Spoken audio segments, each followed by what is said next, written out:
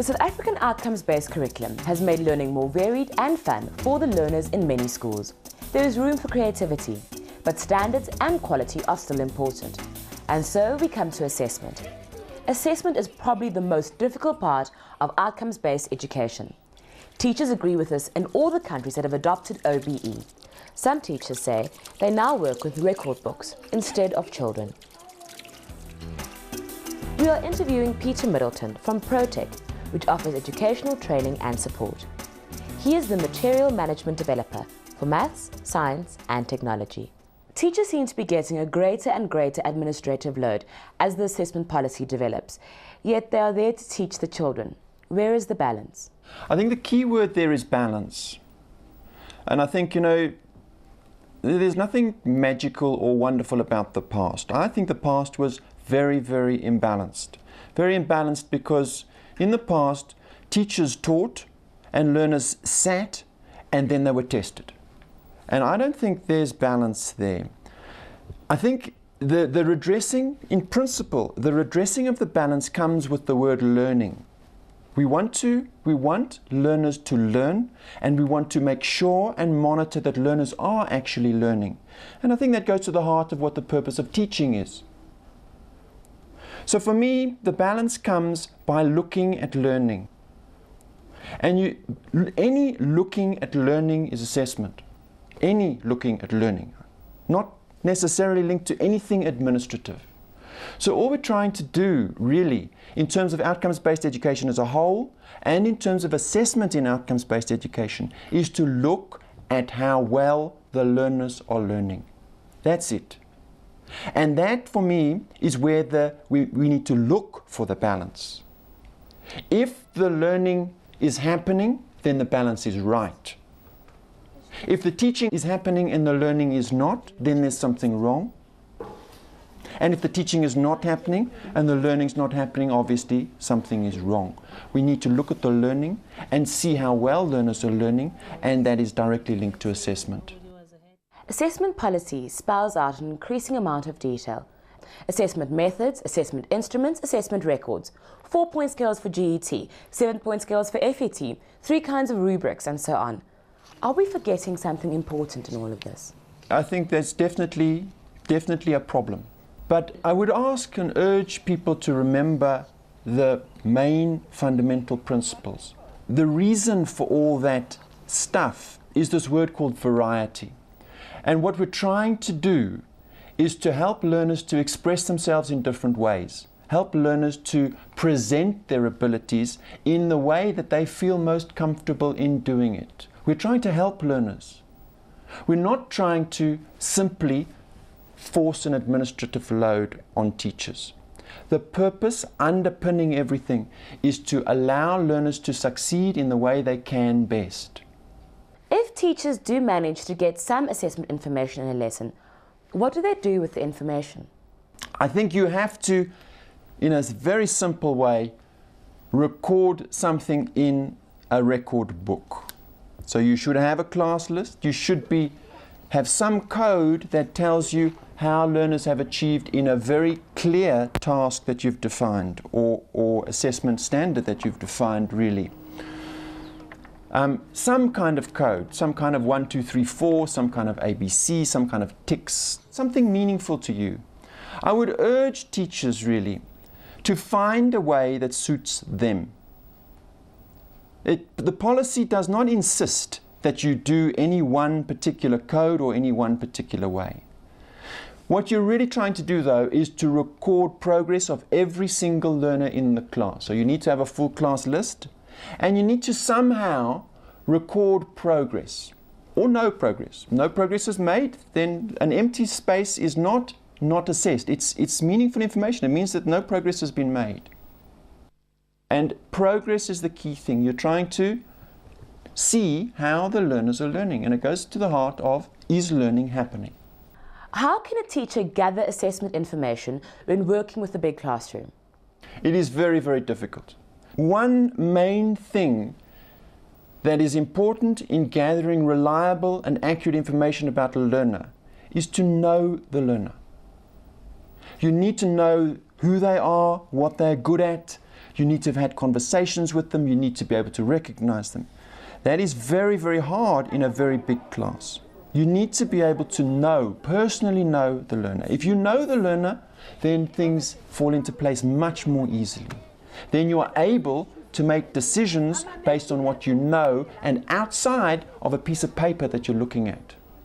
Because if you're looking at pieces of paper that are evidence of what a learner does and you don't know the learner, then you cannot make any judgment beyond the piece of paper, and it starts to get very, very hard. The first thing in terms of big classrooms is you must be very clear as to what you're looking for. Very clear. And that's a principle of assessment. So for example, I want to know if learners can measure accurately. So broadly speaking, I'm going around a classroom and looking to see if measuring is happening and how well that measuring is happening, and I'm looking at the learners who I know. After the class, I can sit down with a list and I can go through the list, and I can easily, normally, I can easily tick off some names. Not all of them, but I can say this learner, this learner, this learner, this learner definitely can measure. When I'm finished doing that easy bit, I've got some leftovers. I've got some gaps on my list now. I've got some who I say, you know, I think this one, I'm not sure. Maybe, maybe not, I didn't see. Then you can look at them some other time, next time, to fill the gap. I must bring them to my mind next time I have a lesson. These learners I need to look at particularly. Not everybody, just the ones that I forgot last time or I didn't remember. And in that way you can slowly get a complete list by bringing to your mind the people that you forgot last time. The new curriculum puts a lot of stress on different methods of assessment. Is it clear to our teachers what they need to do? What you really need is to gather evidence of what learners are able to do in different ways. Now, I might be good at writing. I might be able to demonstrate how well I can do science by writing something. But if somebody else is not great at writing, they might need to demonstrate how well they can perform in science by speaking. That's a different form of evidence. Some people might prefer poster presentations. Some people might prefer to make something. Now, as well as giving people the opportunities to demonstrate their abilities in different ways, we also need to make sure that learners develop in their weaknesses. So we're not saying that you can do it any way you like. Everybody needs to develop their weaknesses as well. So if I'm bad at writing, sometimes I still need to do some writing. And if I'm bad at speaking, I need to be encouraged to speak so that I get better at speaking. Otherwise I'm not being educated properly. But the ways of assessment and the clarity that comes out because of assessment needs to be based on this thing called evidence. And can they do it? In straight answer, definitely, teachers have the ability to do it. I think it's more of a will, and we need to change his pain. We need to overcome the reluctance to change to the new approaches. Does assessment give them enough time with the children to help them with their problems? I think we must remember that teaching, learning and assessment should not be seen as separate things. They go together. They go together all the time. Assessment also does not only refer to the paperwork. The paperwork is the recording. Assessment mostly happens inside a teacher's head while learning is happening. It's happening while I'm talking to someone. It's happening while I'm asking a question. It's a while thing. And we need to lift up the essence of assessment, which is to find out how well the learners are performing. And if we can lift up the essence of assessment and decrease the administrative load, then I think everybody will be more comfortable with outcomes-based education and with outcomes-based assessment. And they will be able to see much more clearly this link between teaching, learning and assessment, and see those three things as one. Of course, some record keeping is necessary. Every school system in every country needs a record of each learner's progress over the years.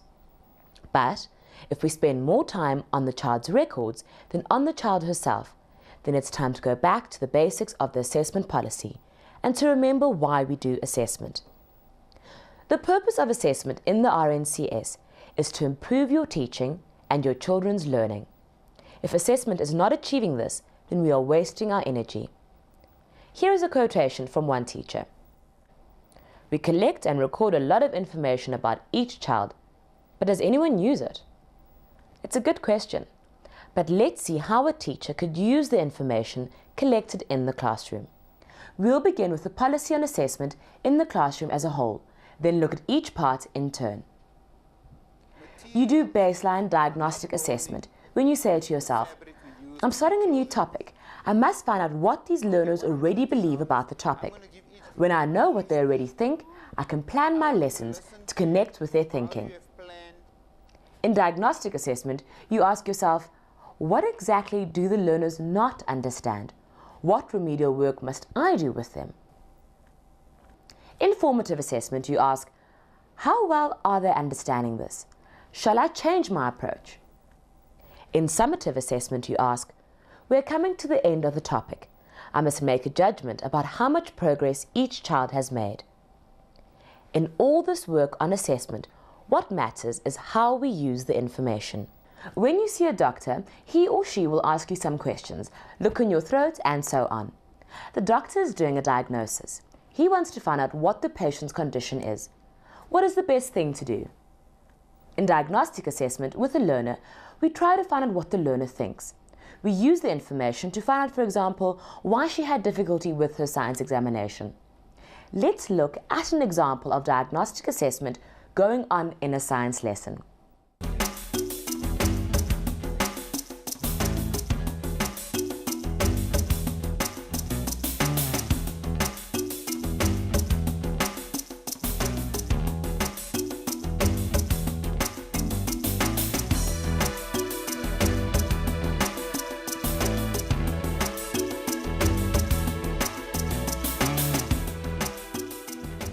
If the teacher had said to the learner, do you see the gas? Then he would say, yes, ma'am. The teacher would feel satisfied and the learner would feel that he had answered the question. But neither the learner nor the teacher would realize that he does not understand. Fortunately for this learner, his teacher has asked the question in a diagnostic way. She asked, show me where you think there is gas. In formative assessment, we listen to what the learners say. We look carefully at what they do. We do this to ensure their learning goes deep, so that we know they really understand. We make notes and enter marks about each child's work. We collect information about each child's work. But this is what we've always done. This is what our own teachers did when we were at school. So what is new in outcomes-based assessment? Assessment becomes formative assessment only when we use the information effectively. Let us look at what teachers have always done and see whether we can do them better. How can we help children learn better?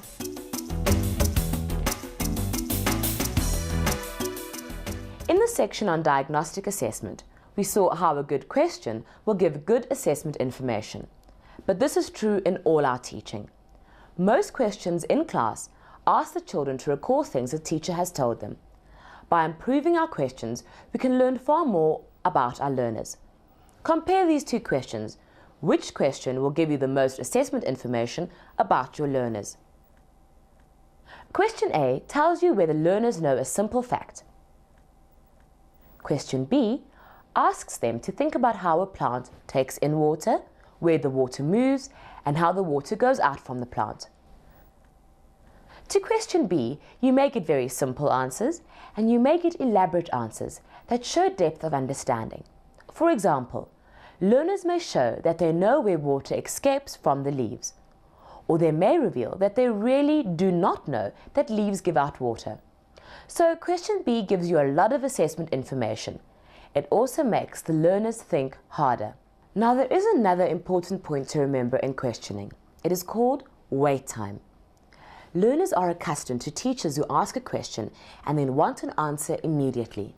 On average, teachers wait only a second before they take an answer from the class. They say, I want to see lots of hands up. But this means that learners don't think.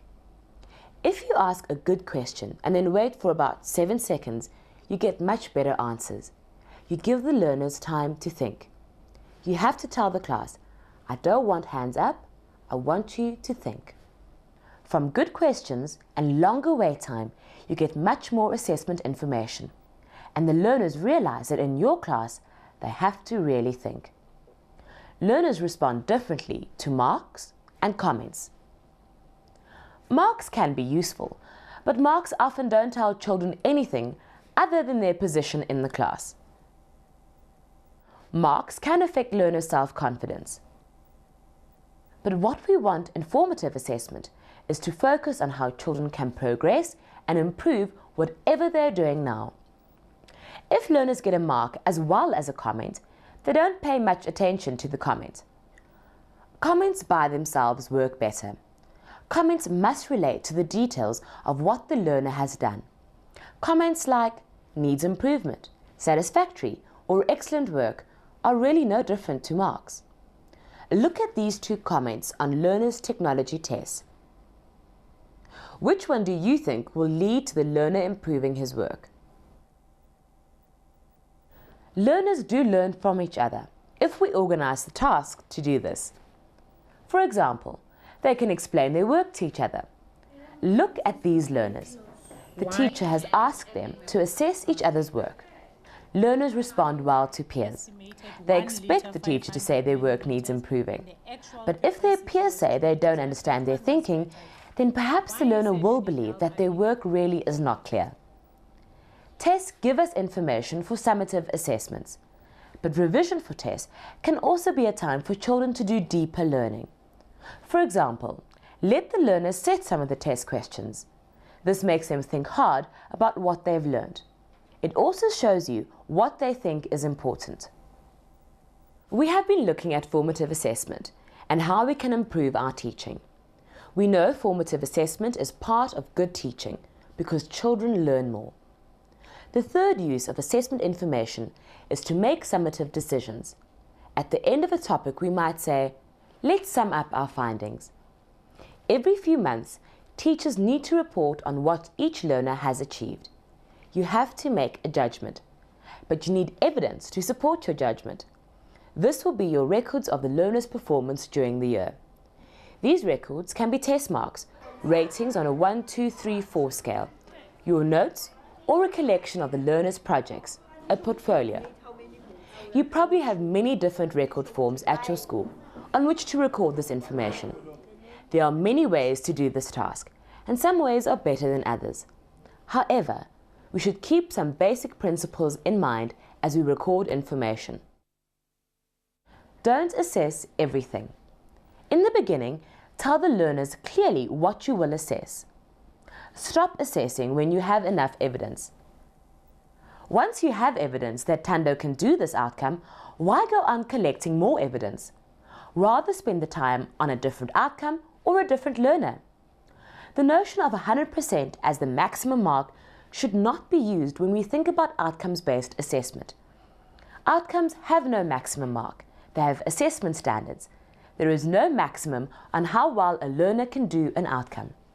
OBE systems go through a stage when people believe that recording more information about learners is effective teaching. Teachers keep huge assessment records rather than focus on the children's real needs. Then, as the system matures, everyone realizes that the purpose of having a teacher in the classroom is to stimulate the minds of the children. They accept that the purpose of assessment is not for teachers to prove what they have done.